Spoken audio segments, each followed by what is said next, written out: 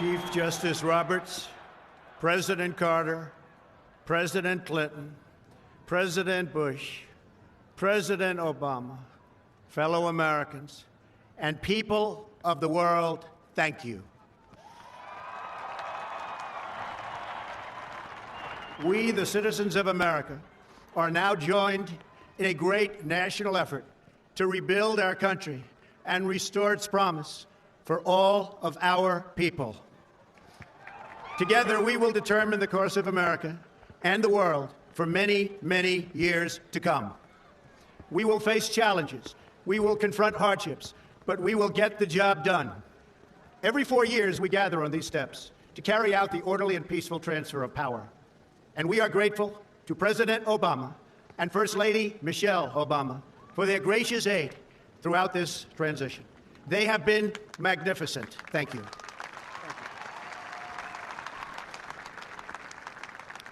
Today's ceremony, however, has very special meaning, because today we are not merely transferring power from one administration to another or from one party to another, but we are transferring power from Washington, D.C., and giving it back to you, the people.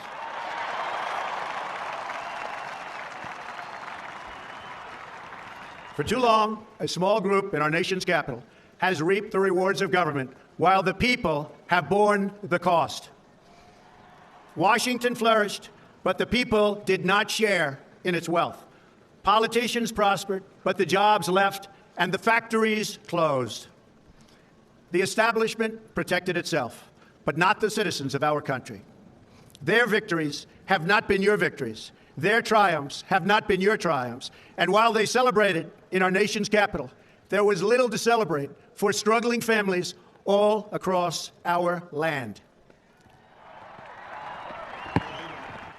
That all changes, starting right here and right now, because this moment is your moment. It belongs to you.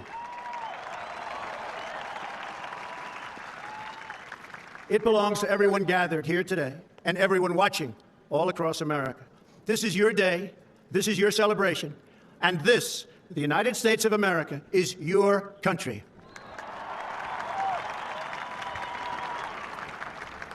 What truly matters is not which party controls our government, but whether our government is controlled by the people. January 20th, 2017 will be remembered as the day the people became the rulers of this nation again. The forgotten men and women of our country will be forgotten no longer. Everyone is listening to you now. You came by the tens of millions to become part of a historic movement, the likes of which the world has never seen before. At the center of this movement is a crucial conviction that a nation exists to serve its citizens. Americans want great schools for their children, safe neighborhoods for their families, and good jobs for themselves. These are just and reasonable demands of righteous people and a righteous public. But for too many of our citizens, a different reality exists. Mothers and children trapped in poverty in our inner cities, rusted out factories scattered like tombstones across the landscape of our nation, an education system flush with cash, but which leaves our young and beautiful students deprived of all knowledge, and the crime and the gangs and the drugs that have stolen too many lives and robbed our country of so much unrealized potential. This American carnage stops right here and stops right now.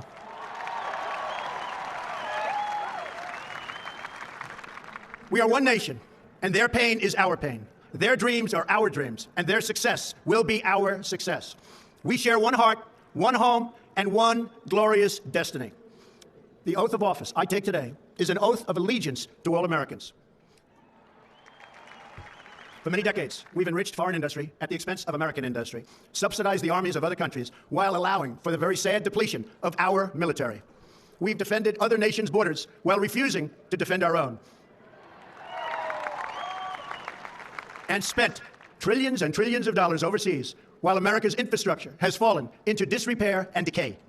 We've made other countries rich while the wealth, strength, and confidence of our country has dissipated over the horizon. One by one, the factories shuttered, and left our shores, with not even a thought about the millions and millions of American workers that were left behind. The wealth of our middle class has been ripped from their homes and then redistributed all across the world. But that is the past, and now we are looking only to the future. We assembled here today are issuing a new decree to be heard in every city, in every foreign capital, and in every hall of power. From this day forward, a new vision will govern our land. From this day forward, it's going to be only America first. America first. Every decision on trade, on taxes, on immigration, on foreign affairs will be made to benefit American workers and American families. We must protect our borders from the ravages of other countries, making our products, stealing our companies, and destroying our jobs. Protection will lead to great prosperity and strength. I will fight for you with every breath in my body, and I will never, ever let you down. America will start winning again, winning like never before. We will bring back our jobs. We will bring back our borders. We will bring back our wealth, and we will bring back our dreams. We will build new roads and highways and bridges and airports and tunnels and railways all across our wonderful nation. We will get our people off of welfare and back to work, rebuilding our country with American hands and American labor. We will follow two simple rules: buy American and hire American. We will seek friendship and goodwill with the nations of the world, but we do so with the understanding that it is the right of all nations to put their own interests first. We do not seek to impose our way of life on anyone, but rather to let it shine as an example. We will shine for everyone to follow. We will reinforce old alliances and form new ones and unite the civilized world against radical Islamic terrorism, which we will eradicate completely from the face of the earth. At the bedrock of our politics will be a total allegiance to the United States of America. And through our loyalty to our country, we will rediscover our loyalty to each other.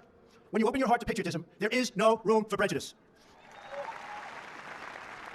The Bible tells us how good and pleasant it is when God's people live together in unity. We must speak our minds openly, debate our disagreements honestly, but always pursue solidarity. When America is united, America is totally unstoppable. There should be no fear. We are protected, and we will always be protected. We will be protected by the great men and women of our military and law enforcement. And most importantly, we will be protected by God. Finally, we must think big and dream even bigger. In America, we understand that a nation is only living as long as it is striving. We will no longer accept politicians who are all talk and no action, constantly complaining but never doing anything about it. The time for empty talk is over. Now arrives the hour of action. Do not allow anyone to tell you that it cannot be done. No challenge can match the heart and fight and spirit of America. We will not fail. Our country will thrive and prosper again. We stand at the birth of a new millennium, ready to unlock the mysteries of space, to free the earth from the miseries of disease, and to harness the energies, industries, and technologies of tomorrow. A new national pride will stir ourselves, lift our sights, and heal our divisions. It's time to remember that old wisdom our soldiers will never forget, that whether we are black or brown or white, we all bleed the same red blood of patriots. We all enjoy the same glorious freedoms, and we all salute the same great American flag. And whether a child is born in the urban sprawl of Detroit or the windswept plains of Nebraska, they look up at the same night sky, they fill their heart with the same dreams, and they are infused with the breath of life by the same almighty creator. So to all Americans, in every city, near and far, small and large, from mountain to mountain, from ocean to ocean, hear these words: you will never be ignored again. Your voice, your hopes, and your dreams will define our American destiny. And your courage and goodness and love will forever guide us along the way. Together, we will make America strong again. We will make America wealthy again. We will make America proud again. We will make America safe again. And yes, together, we will make America great again. Thank you, God bless you, and God bless America. Thank you. God bless America.